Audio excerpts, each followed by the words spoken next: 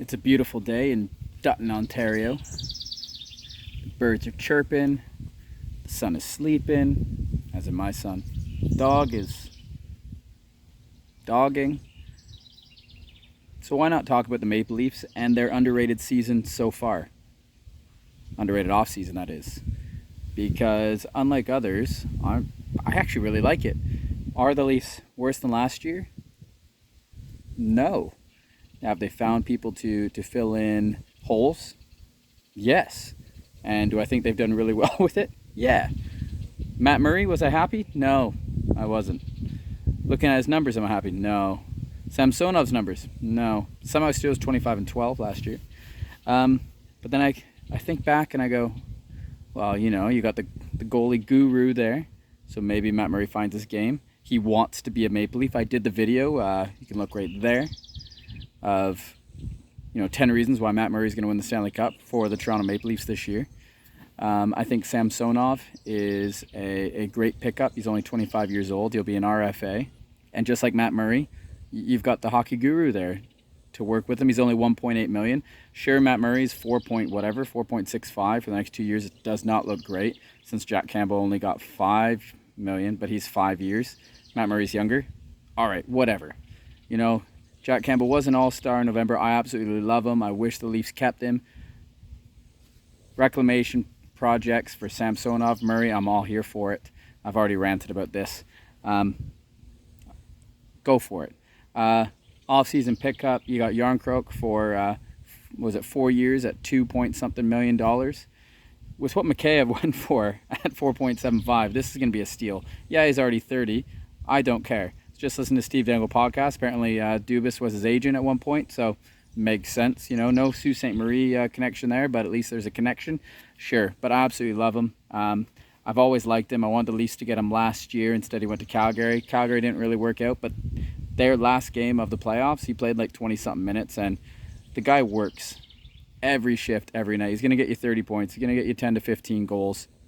He's going to fill in that third line with Kampf, and most likely Engvall, maybe. Engvall could end up on that second line. The Leafs already pre-off-season have already signed Gio to that 2-year deal, which was absolutely amazing, league minimum. You got Liljegren to a great deal as well. They're going to play together, and I think a full season of them together, 2 seasoned seasons, them two together, oh, it's going to be amazing. Look at their numbers. Phenomenal there, so you got to keep them.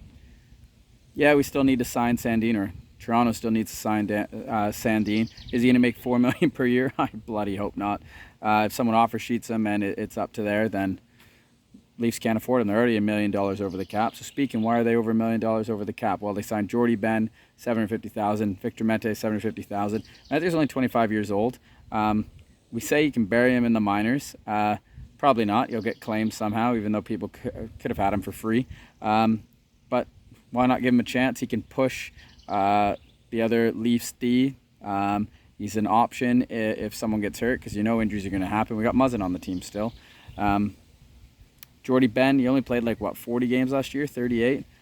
I don't know. You comment down below how many games he actually did. I didn't look it up.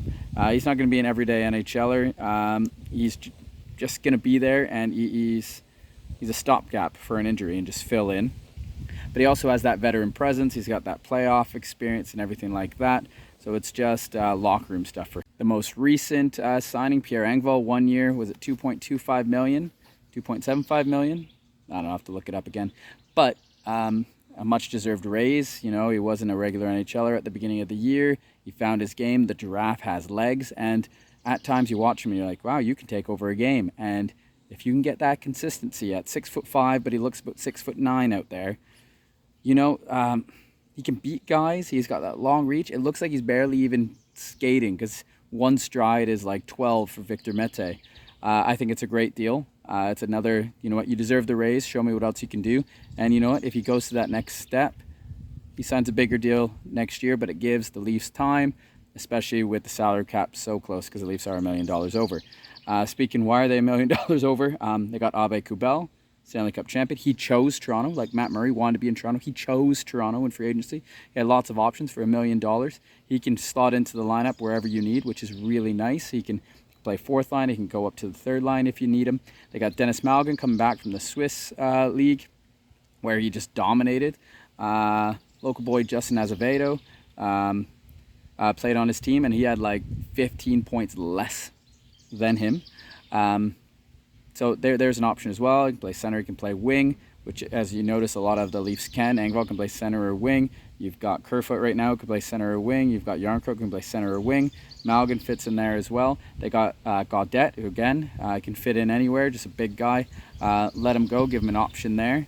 He's looking at fourth line minutes. No, Engvall won't be playing on the fourth line. He'll definitely play in third line, maybe second line. I say second line because I have a feeling right now that Kerfoot is probably going to get moved. Kerfoot and Hall, maybe Muzzin. Kerfoot, Hall, and Muzzin, ideally. Even though I love Muzzin. Hall played well in his games in the playoffs, but I still got a sour spot for Hall. Kerfoot I love, but he's got quite a bit of a contract there. Well, not really, but big enough for his role. So you try to move them, and then maybe, you know, Robertson, he's only 20, he could slot in. Matt Nyes, maybe he leaves college earlier at the end of college season, he comes in. So he looked great in camp. If you've seen any of the videos or haven't seen him, I definitely recommend that. He's a big body there, confident with the puck. So the Leafs have options. Ideally, you move Kerfoot, you move one of the D, you get Sandin signed, and then one of the rookies, hopefully like Robertson, for example, comes in, fills in a top 6 role or a top 9 role on that left wing. And then Matt Nyes comes in later on, and you can do more movement if you need. But this offseason, if you look at it, the Leafs have done really well. You've got that top line of Matthews, Bunting, and Marner still going to dominate. John Tavares and William Nylander are going to be there on the second line.